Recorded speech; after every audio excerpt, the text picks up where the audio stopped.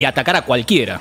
8:20 de la mañana. Bueno, acá hay un cruce interesante, es que es el último que se produjo entre Axel Kicillof, gobernador de la provincia de Buenos Aires, y Javier Milei. Está en línea el gobernador de la provincia. ¿Qué tal, Axel? Buen día. Buen día, María. ¿Cómo andás? ¿Cómo andan? Bien. Consulta, ¿ustedes fueron compañeros con Milei de la UBA? ¿Fueron contemporáneos estudiando economía en la UBA? No, entiendo que él fue a una universidad privada, no sé si Palermo o Belgrano. Así que no fuimos. Mirá que me dediqué, sí, no sé, 20 años a la docencia universitaria y a la investigación, a los debates teóricos, ahí todos los economistas. Y la verdad que yo a Milei no lo conocía ni por sus artículos, que creo que tiene algunos, ni de nombre, hasta que apareció más como un personaje televisivo. Y también porque creo que él tuvo algún tipo de sociedad o vínculo o trabajo con Giacomini, que sí lo conozco porque él sí era profesor de la UBA y también había ido al Diego Giacomini, había ido a Buenos Aires, así que... había ido al Buenos Aires, claro, lo entrevistamos el otro día a Diego Giacomini, que fue... de mi misma... Tu misma camada en el Buenos Aires. Exacto, promoción, sí. Perdón, el lenguaje de Buenos Aires es muy específico. No, estaba pensando en términos, me salía camada, pero camada suena... A militar, por ahí no sé. A otro tipo de cosas. Ok. No sé cómo se dice. No, ni idea. Era un chiste de Buenos Aires, pero son, Lustó, Giacomini y, los tres, en realidad son todos salidos ahí del Buenos Aires. No, pero Lustó creo que es mayor que yo. Ajá. Y después Mariano Recalde sí iba a la misma promoción también. En la Universidad de Buenos Aires estudió Milei. En la Universidad de Belgrano, perdón. Me parece que fue una privada, y claramente no era, por lo menos en toda esa época, yo dejé de dar clases, digamos, en 2009, 2010, por ahí, y nunca había oído hablar de él. Fue después cuando se hizo más un personaje televisivo, sí, panelista, stand-upero, teatrista, qué sé yo, ahí sí, y más por la sociedad con Giacomini, que como lo conocía, de la facultad también, porque él sí era docente en la UBA. Sí. Lustó tiene 53 años y, si no me equivoco, Axel tiene 52, ¿no? Sí, debe ser un año anterior, pero tampoco lo conocí en el Buenos Aires, sí, y creo que tampoco en la facultad. Bueno, estamos charlando con Axel Kicillof, el gobernador de la provincia de Buenos Aires, que ayer en una conferencia de prensa le contestó a Javier Milei y a Espert, que habían hecho un llamado a la rebelión fiscal en la provincia de Buenos Aires. Ahí entiendo que particularmente la discusión, y vi que la Federación Agraria no dijo nada, apoyó la queja, la protesta, entendiendo que la suba que impusieron este año en provincia de Buenos Aires fue excesiva. Mira, las entidades, no sé si de manera explícita una queja o algo así, obviamente, vamos a decirlo, el tema impositivo siempre trae discusiones. En este caso empecemos por la realidad y después hablemos de lo de Milei. Ayer anunció un aumento de salario para toda la administración pública provincial, es el tercero, digamos, de la época de Milei. En enero vemos un 25%, en febrero un 20% y ahora en marzo un 13,5%. ¿Acumulativo? O eso de la base. De la base, ajá. Pero bueno, más o menos vamos tratando de la pérdida de poder adquisitivo, que no es lo que está pasando en el sector privado y en buena parte del sector público, donde se ha perdido muchísimo con respecto a la inflación y se hace de manera cotidiana. Nosotros hacemos un intento de defender los salarios de los trabajadores en la provincia de Buenos Aires. Son más de 600.000, 400.000 son docentes con 4 cargos, 100.000 son policías, 80.000 auxiliares docentes, 87.000 de trabajadores de la salud. Bueno, podría seguir así, son volúmenes muy importantes. Así todo, como comentaba ayer, la provincia de Buenos Aires, por una diferencia mínima, pero si uno ordena todas las provincias argentinas, junto con Córdoba, somos las que, por una diferencia mínima con Córdoba, somos las que menos empleados públicos tenemos, cada 1000 habitantes, que es como se cuenta, ¿no? Porque no es lo mismo una provincia de 200.000 habitantes que una de 17 millones. Pero la provincia de Buenos Aires no tiene una cantidad de trabajadores del Estado sobredimensionada comparada con ninguna provincia argentina, es la que menos tiene, digo 35 creo que Buenos Aires, 34 Córdoba. Así que ahora entiendo que eso... Es un tercio, perdón, es Sí. un tercio de empleados públicos, trabajadores del Estado, a 1000 habitantes, de la provincia que más tiene, o sea, un tercio, y la mitad del promedio de las provincias. Simplemente yo marco esto, María, para decirte que además la provincia de Buenos Aires, acá por lejos, es la que menos gasta por habitante. Eso tiene que ver... Esto no, porque lo con que la... dice Milei es hagan el ajuste y déjense de quejarse por la falta de fondos, Claro, lo que le estamos falta en la es hacer el provincia- ajuste. Él planteó particularmente el tema del gasto publicitario de la provincia de Buenos Aires, entre otros, que es lo que suele No, mirar. pero bueno, porque pasó pauta cero. Lo que pasa es que él utiliza las redes, etcétera, pero vos ves que la política pública, te doy casos concretos, las políticas públicas en todos los lugares del mundo tienen, desde políticas sanitarias hasta políticas de Estado, y más las provincias argentinas, porque no tienen la potencia mediática, incluso Buenos Aires.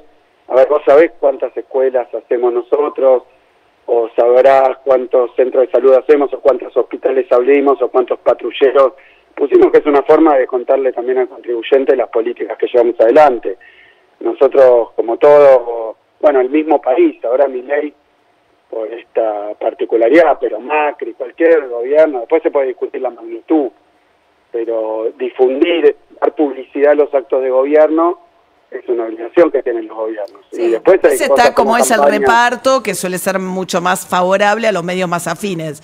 Pero bueno, esa es otra discusión. Bueno, pero María, está bien, después podemos discutir, acá estamos discutiendo cuestiones terraplanistas, que es de otro tipo, por ejemplo, que no tiene que haber Estado o cosas así. Entonces yo creo que sí, después hay cuestiones de grado, cuestiones bueno, de lo que quiera. A ver, pero Después retomando... la noción de Estado que tiene Milei, dijo que se convirtió en presidente para destruir o para erradicar o para evaporar el Estado, lo cual vos entenderás que es una cosa tan estrafalaria, más en una época donde los gobiernos del mundo desarrollado, que Milei admira, o ya no sé qué admira, pero los gobiernos del mundo están haciendo mucha política pública, política industrial, te digo, gobiernos europeos, el gobierno norteamericano, digo, ese perfil de gobierno, incluso política industrial, política, Ahora, ni hablar política antimonopolio. retomando un segundo, Axel, estamos hablando con Axel Kicillof, el gobernador de la provincia de Buenos Aires, para redondear el tema de la disputa con Milei por el tema de la suba de impuestos. El sector inmobiliario rural recibió, digamos, un doble aumento por el lado de la actualización más el revalúo, o sea, el impacto fue no doble. No hubo revalúo, no. El revalúo es una tarea que hay que hacer, que es muy compleja porque implica, bueno, una evaluación que se hace junto con fuerzas, digamos, territoriales, con los intendentes, para evaluar realmente cuánto sale una propiedad. Te doy un caso. Los campos que están a la orilla del Salado, que son frentistas del río Salado, por ejemplo, eran campos inundables frecuentemente. Nosotros ahora dragamos el río Salado, estamos en ese camino. Nuestro gobierno en el primer periodo fue el que más kilómetros y más trabajo de dragado del río Salado hizo en la historia, pero bueno, obviamente si no se inunda como pasaba antes, o si se inunda menos frecuentemente o dura menos la inundación, sube el valor del campo. Eso implica un revalúo, que es ver cuánto vale, o por ejemplo un cambio tecnológico, una modificación de la frontera agropecuaria, semillas de mejor productividad, lo que sea. Eso implica un revalúo. Eso no lo hicimos, hay que hacerlo. En este caso lo que hubo es una ley que se votó en la legislatura con una mayoría muy amplia, donde votaron exponentes de todas las fuerzas políticas, que se discutió, eso fue en diciembre del año pasado, se discutió y se pusieron techos a los aumentos, así que el inmobiliario fiscal, el inmobiliario rural tiene esta particularidad. 90% de las partidas con respecto al año pasado tienen un aumento techo de 200%. Está por debajo, se pagan ahora, se empiezan a pagar ahora. Está por debajo de la inflación del año pasado. No, O sea, no... pero muy debajo, porque no es el año pasado, febrero contra febrero, que fue 272. Así que el 90% de las partidas, en términos reales, bajó el impuesto. ¿Y el otro Eso 10%? lo definió la legislatura. Pero hay 2.000 partidas, de 300.000 para ser estricto, que la legislatura votó, obviamente estamos de acuerdo, que no tengan un techo de esa magnitud, sino que creo que el techo es 300%, que supere la inflación. Pero hasta ahí... Y esto es lo que en teoría... Esto es lo que en teoría le aplica a Spert como productor agropecuario, porque él dijo tiene campo en Pergamino. En Pergamino. Bueno, eso son núcleos, puede ser, no sé, es secreto fiscal, yo no te puedo decir ni saber cuánto paga Spert. Lo que sí te digo es que solo esas, y por decisión de la legislatura, votado por enorme mayoría, la suba del 300%. Sí te puedo decir algo que no habla específicamente de la situación de Spert, que no lo sé. Son todos campos que valen $3 millones o más. El otro día veía, porque me preguntó un dirigente agropecuario, me mandó una partida, el campo hoy en realidad está tasado en 800.000 pesos, pero el valor de mercado aproximado es $17 millones del campo. Y pagaba, todas esas partidas las que más pagan, por ejemplo esta, el impuesto representaba no un 1% del valor, sino un 0,3% del valor. O sea que, vos fijate que por ejemplo retenciones, que la ley subió, que paga el 33%, si es soja, de toda la producción. Ponerle que producís $4 millones, el otro día hablaba con otro dirigente agropecuario, pagan de retenciones $1 millón. Pero ustedes están a favor de las retenciones, Axel. Bueno, pero no estoy discutiendo eso, estoy discutiendo la doble vara de Spert o de Milei, de defender los impuestos que subió el gobierno nacional, país ahora quiere subir ganancias, que le cobraría hasta 35% al laburante, y quejarse de el inmobiliario rural, que tiene estos techos definidos por la legislatura, y que en términos de valor, no sé qué serán, comparado con lo que se paga del impuesto de retenciones, déjame pensar, para no hablar de valor. No, estamos hablando con Axel Kicillof, el gobernador de la provincia de Buenos Aires. Entonces, ahora, te hago una cosa... Sí. María, para terminar el tema, el inmobiliario rural es una ley de la provincia de Buenos Aires votada por mayoría del Congreso, no es una decisión mía, no es un decreto mío, es una ley votada por mayoría en el Congreso. Si vos comparás en promedio o incluso partidas altas con lo que pagaban durante la época de Vidal, están más bajas en términos reales. Lo que se ha pasado es que es más progresivo en nuestra administración. Tratamos de que paguen menos. Por ejemplo, el aumento para los campos pequeños, los propietarios chiquitos, tiene un techo muy bajo. Está bien. Bueno, eso te quiero decir, pero porque vos lo decís, está bien. No, pero está bien, entiendo el argumento no hay ningún aumento, digamos, no hay ningún aumento que no haya sido votado por la legislatura, más allá de la justicia o no. Segundo punto, yo no creo que tenga que ver estos tweets o estas declaraciones de Milei o de Spert específicamente con cuánto es el impuesto, si es justo, injusto, alto, bajo, si lo pueden pagar, no lo pueden pagar, si es más alto que retenciones. Se iba a cortar el brazo si subía impuestos, eso lo marco, no por si estoy de acuerdo o no. No se cortó ningún brazo, lo he visto con los dos. ¿Y por qué pasa esto? Y yo creo que es en castigo por la caída del DNU, porque era lo que te escuché decir antes de que me dieras intervención, pero escuchaba, se ha peleado con Lali Espósito porque quiere cortar partidas de cultura, se ha peleado con científicos, se ha peleado con Yarlora, el gobernador de Córdoba, con Puyaro, el gobernador de Santa Fe, con Nacho Torres, el gobernador de Chubut. El otro día señaló a otros gobernadores cuando se cayó el DNU. Y pareciera que la lógica es esa, no tanto el contenido o la pelea del día, o si tiene lógica, porque en este caso lo único que quiero marcar es... Que es una represalia por la caída del DNU, que la reacción de, en este caso, llamar a no pagar impuestos en la provincia de Buenos Aires. Estamos hablando con Axel Kicillof, el gobernador de la provincia. Ahora, Axel, mencionaste, porque ahora hay una negociación abierta, más allá de que obviamente con la provincia de Buenos Aires hay una tensión distinta, pero entre este grupo de WhatsApp que tiene ustedes 23 gobernadores y el jefe de gobierno en la ciudad, hay, ¿no? ¿Es verdad que hiciste cambiar el nombre vos? No lo hice cambiar.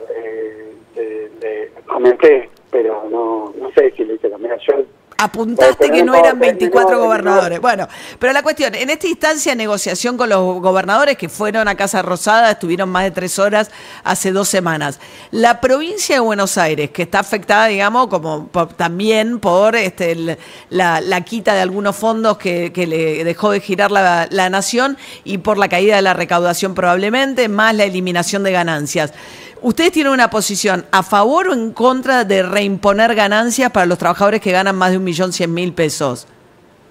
Los diputados de nuestro espacio votaron por quitar ganancias, no creo que cambien de opinión, así que te lo digo porque lo mismo pasa con la Patagonia, lo mismo pasa, la verdad que venimos viendo si esto es una discusión de propuestas y buscar acuerdos o si son imposiciones o aprietes o decisiones unilaterales, como fue el DNU o como fue la ley ómnibus, que llegaron de la mano de Sturzenegger, que ni es funcionario público, ya es público y notorio que el gobierno Milei, digamos, compra llave en mano un proyecto que no le pertenece y que no sé si conoce en detalle, porque sus ministros no lo conocían en detalle cuando fueron a discutirlo. O sea que estamos ante situaciones, por eso, último comentario sobre lo anterior.